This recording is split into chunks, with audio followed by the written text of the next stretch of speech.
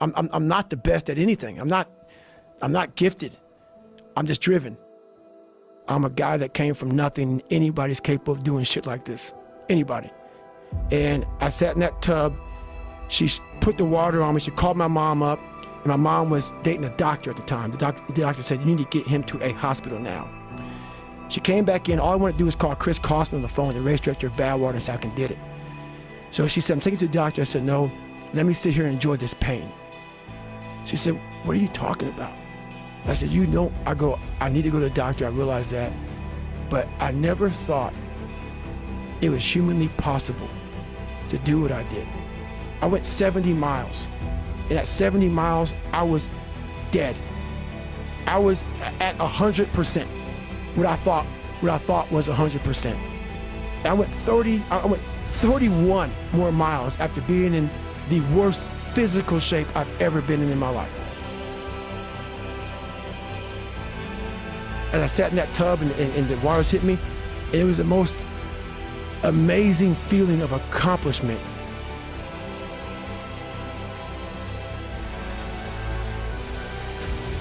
I did this. And as crazy as it sounds, it was the most amazing moment of my entire life. To come from this kid who was mentally torturing himself and was tortured just all to this guy now, who was able to overcome such amazing odds and obstacles. And I called Chris Costner, the race director of Badwater, and he said, the idea of a 24-hour race is to run 24 hours. You only ran 19. And he put doubt in my mind that he would let me into Badwater. 2 weeks later, roughly, December 5th, was this marathon that we all signed up for. I couldn't walk. I could not walk. I ran 100 miles before I ran a marathon. 10 days or 2 weeks after this 100-mile in one race I did, this marathon, December 5th in Las Vegas. That gun went off 2005, 14 days after I broke myself off, and I qualified for the Boston Marathon. I ran 3:08. Like, the gun went off and that thing came back. Like, all right, man, what if?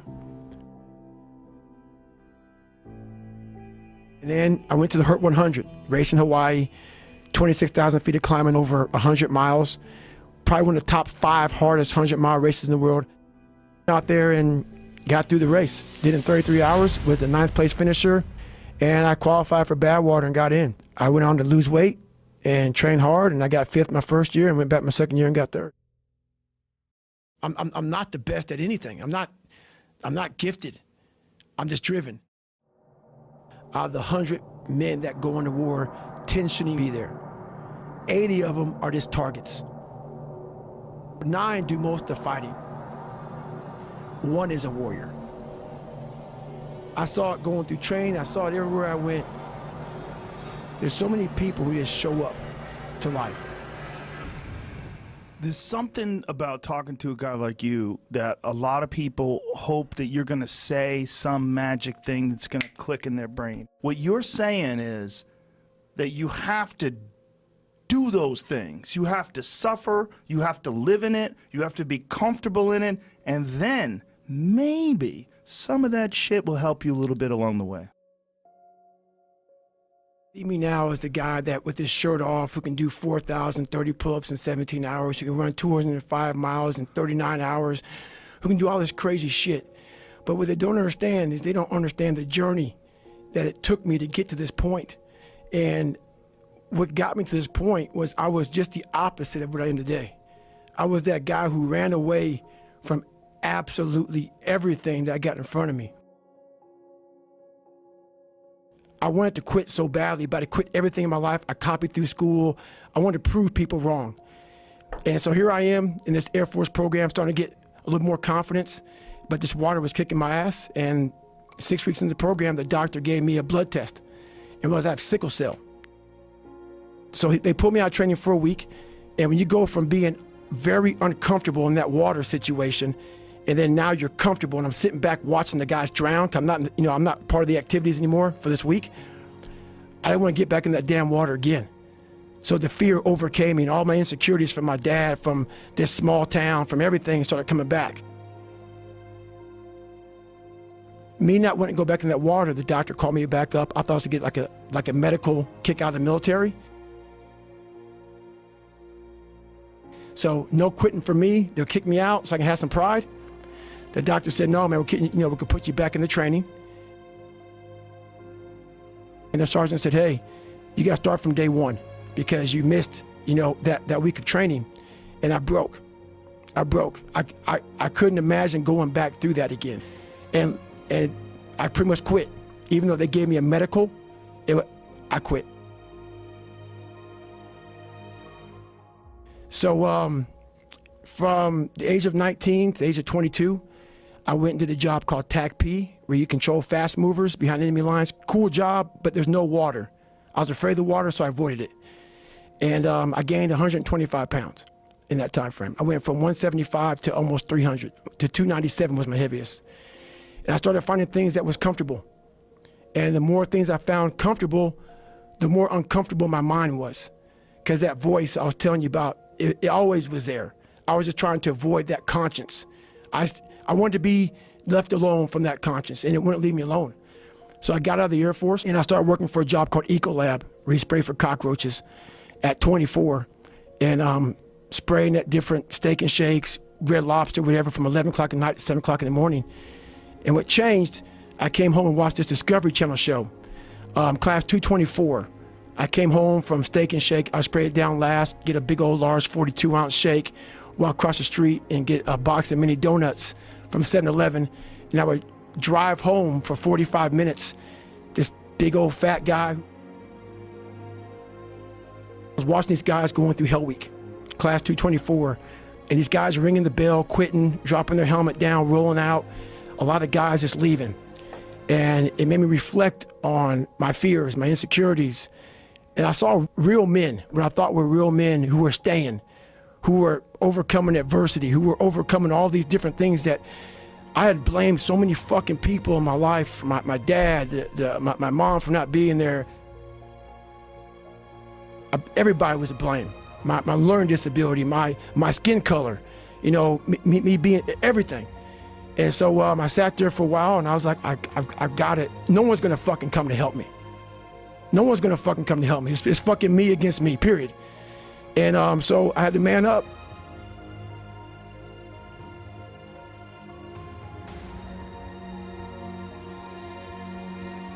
I'm exactly what people said I was gonna be. But a lot of us have these fears that you just don't want to fucking face. I have a lot of them. I had a lot of them. And that's what created the person who's in front of you today.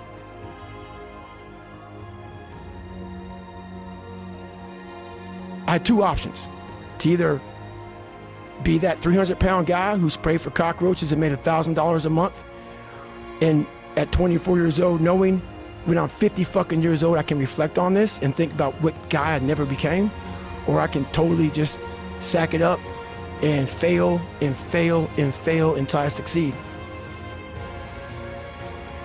To get into the class I had to get into, I had to lose 106 pounds in less than 3 months. I can't do that. I grabbed my chocolate milkshake and went back to Ecolab. I'm going back to work, man. This is my life. Next morning, or this next night, I went to work and I don't like cockroaches too much. I hit the mother load of cockroaches. And this restaurant got full of cockroaches and rodents and everything else. And I sat there and I said, this is my life. This is it. I quit my job, left my canister in that restaurant, my spray canister, got back in my Ecolab truck, and I went home. And I started working out like somebody. I became the most obsessed person on the planet Earth. And I said, this ain't gonna be it for me. We all want to read about how we can quickly get somewhere. That's why the 6-minute ab is so powerful. You may get some results from it, but they're not permanent. The permanent result comes from you. I say it all the time. You have to suffer.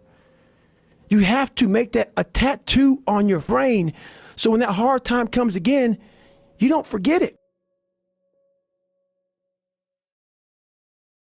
I'm trying to find more of myself. And the only way I can find more is to silence the world out as much as I can, because it's getting busier every day. It's getting faster. I put my phone away and I go dark. I go dark a lot, and it's because I have to find out. I'm on a journey of life, and we all have a different journey. I like to take this 4-lane highway, the easy highway. We all love that 4-lane highway. We always step over the shovel. That shovel, I made my own path. But going through this path of life, this journey over here that you make yourself, that's incredibly difficult, and we're afraid. It's easier to accept the fact that I'm just not good enough. You have to go into those dark chambers that we often shut off, and you got to open them up. There's not some easy lit up street-like path with nice smooth roads. That's right. Fail, and you're gonna be in your head, you're gonna be saying, I'm not good enough. And it's how you get through that. It's how you get through that on a daily basis, when that thing is saying, man, I'm 43, I've done so much. You start to become civilized. The refrigerator gets full. You start making money, and you start, I'm not getting cold anymore, I'm retired. At 40, people shouldn't be playing basketball or football. Or at 43, I'm still putting in 100-mile weeks, still doing thousands of pull-ups, thousands of push-ups, because I'm not allowing myself to become civilized. The worst thing that can happen to a man is become civilized. You want to be uncommon amongst uncommon people, period. You start putting yourself in situations that suck, you'll find yourself. I'm big on being with yourself. I want to be forever proud of who I was as a man and change who I used to be. The liar, the insecure guy, the guy who can, whatever. I want to be proud. If I die now, if I die at 80, if I die at 90, 100, I want to look at myself and say, I'm proud of myself. I believe in patience. I'm a patient dude. I can watch a piece of grass grow for 20 years because I know that it's just how you get somewhere in life. By being that monk-like mentality, being able to watch something grow very calmly, patiently. I can't go any faster. We do that to our brain. We put a governor on our brain. The second we feel pain, discomfort, suffering, all those words that we hate to say because we have this happy, peaceful world we live in now, we stop. We slow down. And if you can get through these different barriers and gain 5%, 2%, 3%, that 40% becomes 60. That 60% becomes 70, 80, and 90. And then you'll hopefully one day near 100. That dreamer mentality just would always fuel me. It would just fuel me, man, what if I can be a SEAL, man? Now I run 205 miles. What if I can go? What if I can go? And what if, how would that feel? You have to go into those dark chambers that we often shut off, and you got to open them up. I was, like I said, 297. I was about 32% body fat. And my idea was to run 4 miles for my first run. I ran a quarter mile and walked home. I walked home and sat on my couch and cried. I sat down and I gave up. You start out on the first day, and then do you start running again the second day? Yeah, the second day I went right back after it again. But I started realizing I can't run that far. Right. So what I did was I became damn near a professional cyclist with the miles I put on the bike. I go to the gym, and I developed this crazy workout where I was doing volume, like 200-300 reps. And I spent hours in the pool, hours in the pool. I had to live in the water. The bike got easier. I was able to run more. I went from like 1 mile. 1 mile was a great accomplishment. 2 miles, and then from 2 to 3 was a big one. Then I went from 3 to 6. I failed. I'll go back to scratch. But I started realizing this is part of the process. This is part of the journey. I'm just not good enough. I'm gonna make myself good enough.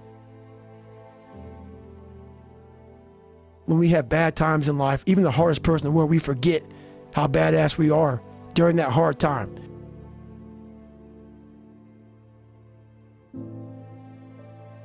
I have a thing where I take a couple seconds to reflect on, hang on, man, you've been through this, you've been through that, you overcame this, overcame that. I don't ever close my mind to the fact that this can be done.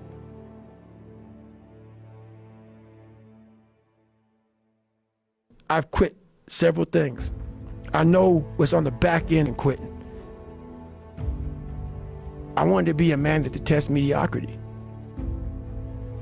I started callousing my mind at this point in my life. I lost the weight and I went back to recruiter. I got into that class. I went through 3 Navy SEAL Hell Weeks in 1 year. Only guy to ever be in 3 Hell Weeks in 1 year, to my knowledge. The first one I didn't make it through, the next 2 I did.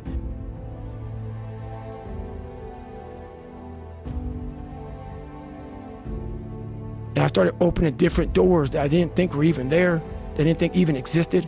And the more doors I opened up, the more I started realizing that my potential is damn near endless. I wanted to feel something besides defeat. I wanted to just go the distance. And that going the distance pushed me to a point of where now I go way past. I didn't have a motherfucker come wake me up at 3 o'clock in the fucking morning and say, hey, you gotta get your shit in. I had no trainer. I didn't have a nutritionist. It was the self-discipline that I had to survive, to not survive, survive was weak, to thrive. No one said, hey man, you're 297 pounds, man. I wanna help you out. I had to overcome, and self-discipline is everything. And if you don't have it, I don't look at you right, because I know you're capable of more. It's not discipline so much for me. It's all on you. It's all on you. The self part is what's big. We count on people too much to get us through shit. And we look to our right, we look to our left, we're looking for help. And if you can build that self, you can build that total accountability in oneself. We live in a society where mediocrity is often rewarded. We often forget how hard we are, but you gotta reflect back. Take a couple seconds to reflect. I've been through this, I've been through that. If you don't believe it, you haven't endured shit, you're just blowing smoke, man. I'm not the best at anything. I'm not gifted. I'm just driven. It's all about trying to share that message with people.